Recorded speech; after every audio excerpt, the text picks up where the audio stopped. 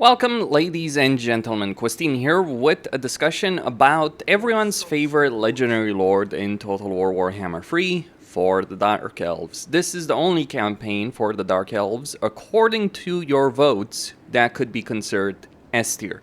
Certainly an A tier campaign, and it is, of course, Lokhir Fellheart.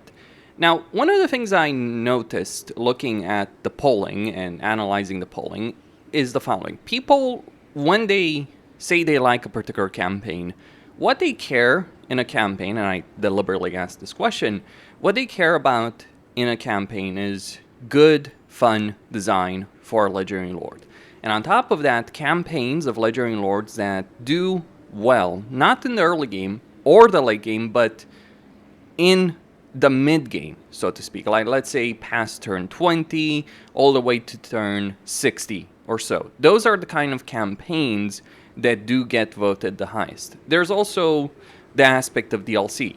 Campaigns that are associated with DLC that isn't particularly popular don't do so well for very clear and obvious reasons. Campaign associated with a popular DLC do tend to do better.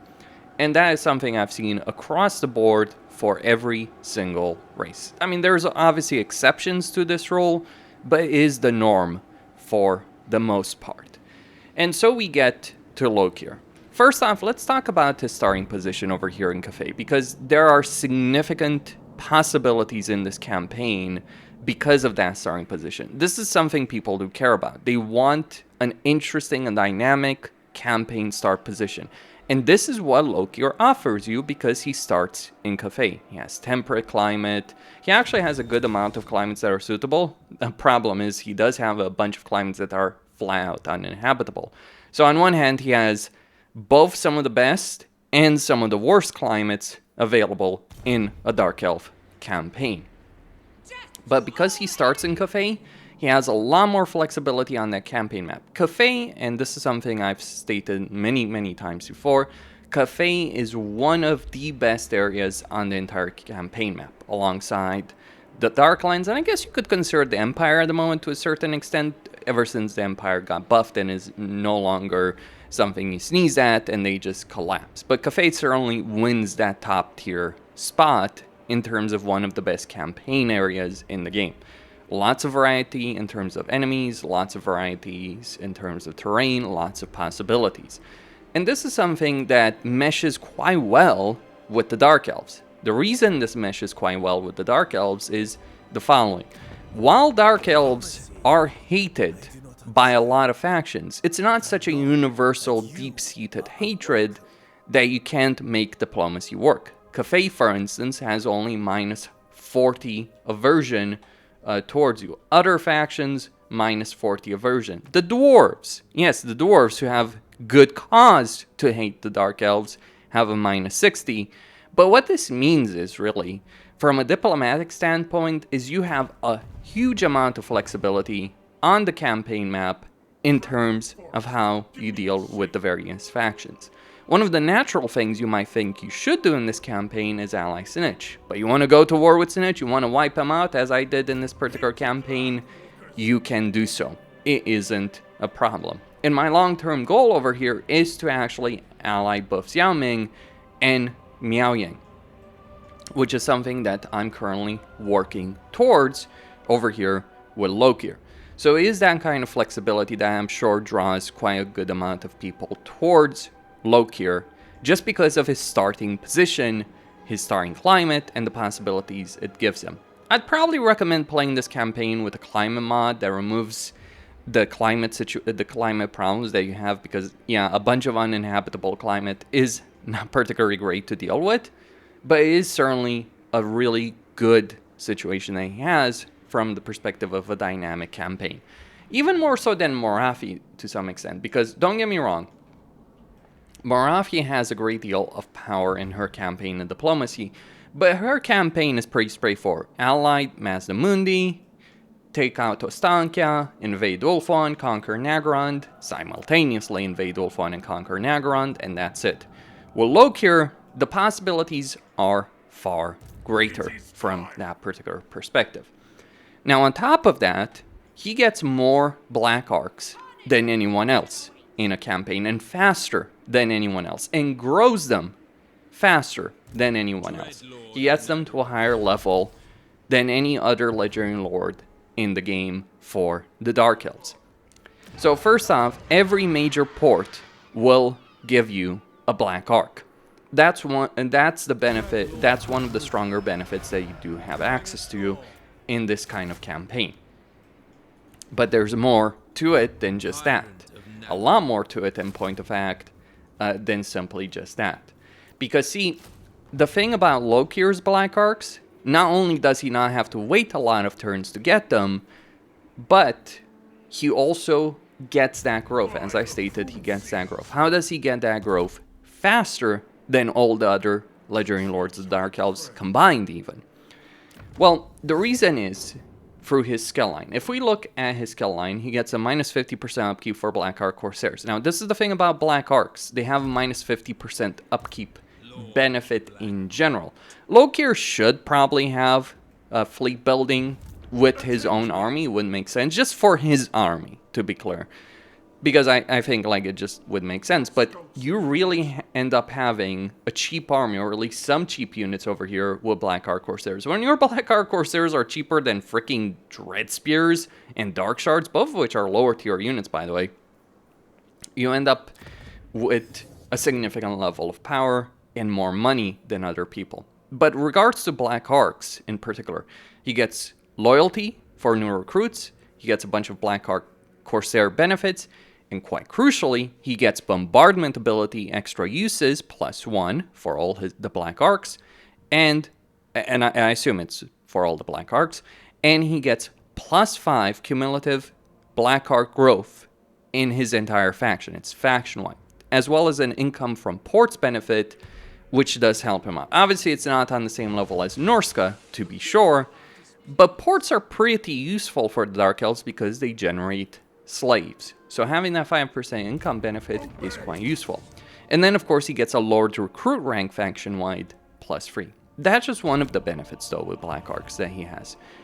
On top of that, because he doesn't recruit Black Arcs for a rite, and we should talk about, like, if there's anything CA should change, is, like, the rite cooldowns for, like, Dark Elves, High Elves, Tomb Kings, even Skaven, really.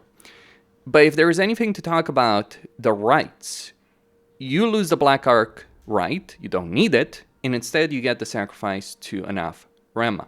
And it's cheaper, too. So it's extremely cheap. It does have a 25 turn cooldown, but it only it has also a 10 turn duration. So you're going to have it a good portion of your campaign. And beyond the movement range, raising settlement benefit, sacking settlement benefit, and personally I would always go with sacking settlements as Dark Elves as opposed to raising settlements. You'll gain a lot more money for that process. And also if Rebellion spawn, that's money and experience. But you also get 10 Black Arc growth faction-wide. So combine that with the skill line, you get +15 Black Arc growth. That is pretty significant. It means you can get these Black Arcs much faster and at a higher level than anyone else. And that gives you a ton of flexibility. You don't even need unit recruitment buildings in a Lokhir campaign because you will have so many Black Arcs that every hero type, every unit type, as well as various benefits to armies in the influence range of a Black Arc will be in a really good position. So that is one benefit. But there's more beyond having all the unit recruitment. If you're building unit recruitment structures and settlements, you're not doing it for the units themselves, you're doing it for the heroes, for the masters, and so on and so forth. That is the only reason you bother with unit recruitment structures in a campaign as Lokhir. But there's something else as well to talk about with regards to Black Arcs, and that's sieges. So getting access to siege units as Dark Elves or siege attacker can be a bit of a tricky affair, and besides, you don't really need repeater bolt throwers against the vast majority of enemies, especially now a Lokhir campaign. Black Arcs will do quite well against most early game enemies. But here's the thing about Black Arcs. Black Arcs do provide that siege attacker. It's not necessarily stated outright in this, but here's what happens. If you bring a Black Arc next to a settlement, nothing will happen, right? Even if it's in radius. But if you then attack a coastal settlement with a Black Arc, you can then just directly attack it. You don't need Siege Attacker anymore. And here's the kicker. This will also, like the moment you start that blockade of a settlement, this will also apply to your army that's besieging the settlement on land. So you can either use the Black Arcs offensively to attack settlements, or you can use them for recruitment purposes. Recruit a Lord, which you can, by the way. Like, Black Arcs do allow you to recruit Lords for the Dark Elves. So you can just do the following.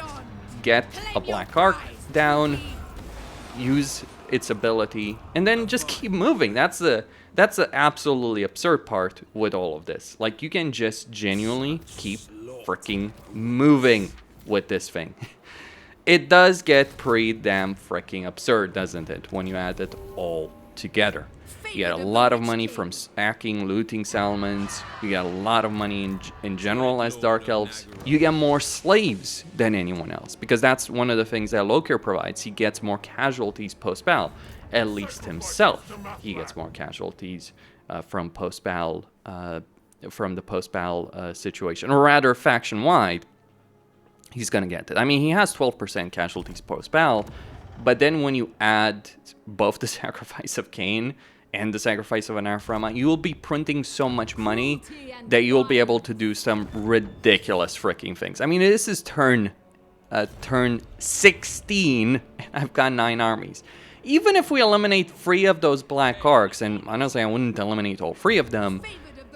Let's say we eliminate 2 because they don't really have troops, or this one has troops, this one certainly doesn't. You're still looking at 6-7 full armies with supply lines affecting you, and while I'm certainly pushing to myself towards bankruptcy, I will be able to maintain it. And yeah, I know I don't have full armies over here. I just want to get those shades away from, you know, this particular settlement over here before things go haywire.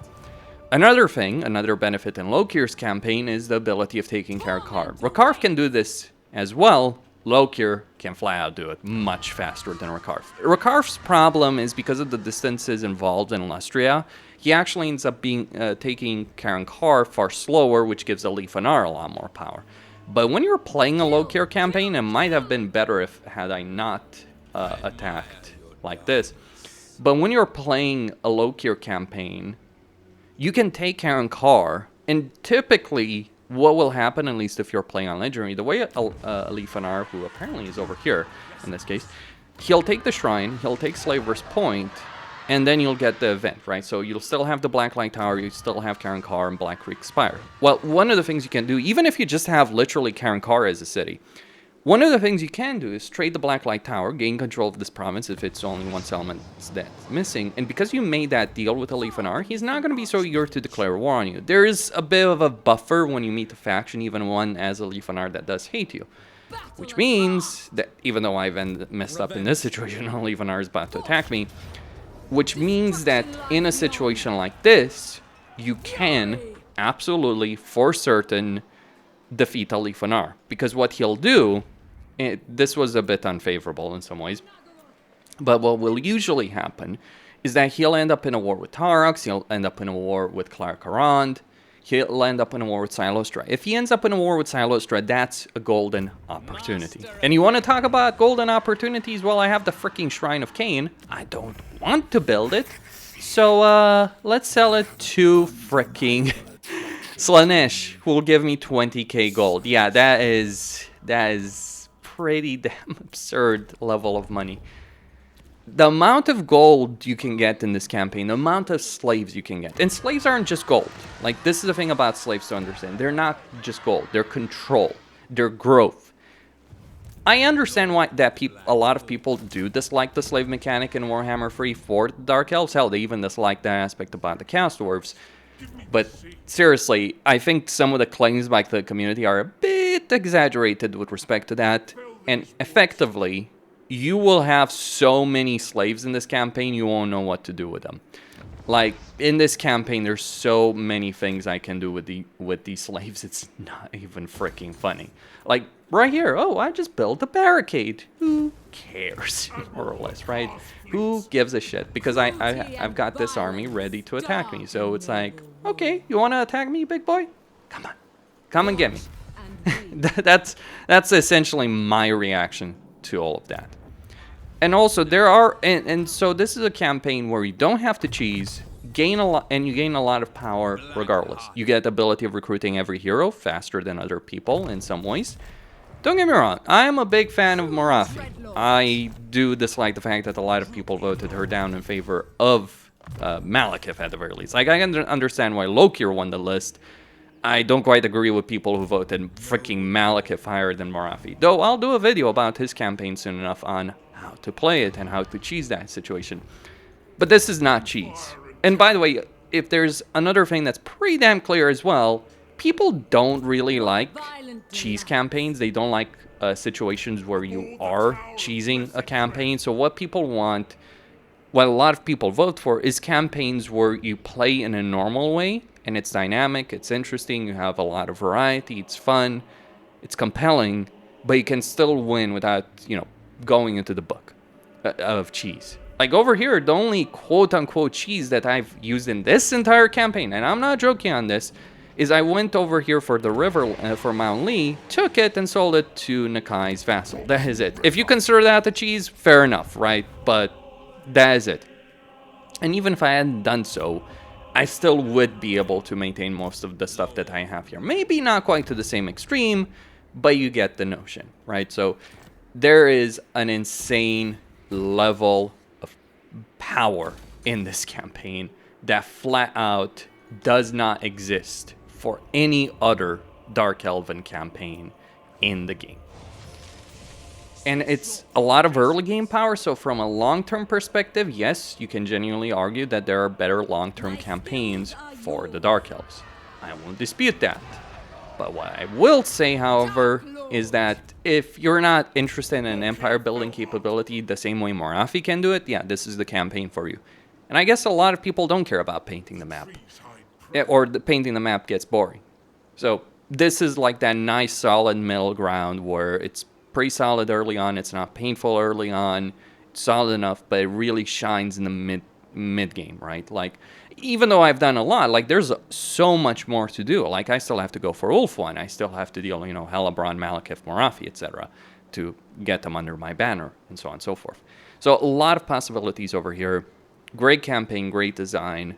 It's kind of interesting. Like, Lokhir used to be considered a really horrible campaign in Warhammer 2. Now he has genuinely the best campaign, according to your votes. Not my opinion, according to your votes. I do consider it one of the best 2 Dark Elven campaigns, but I admit I'm more of a Morathi fan. Questin, signing out. Don't forget to subscribe, like, and enable notifications. Stay tuned for more.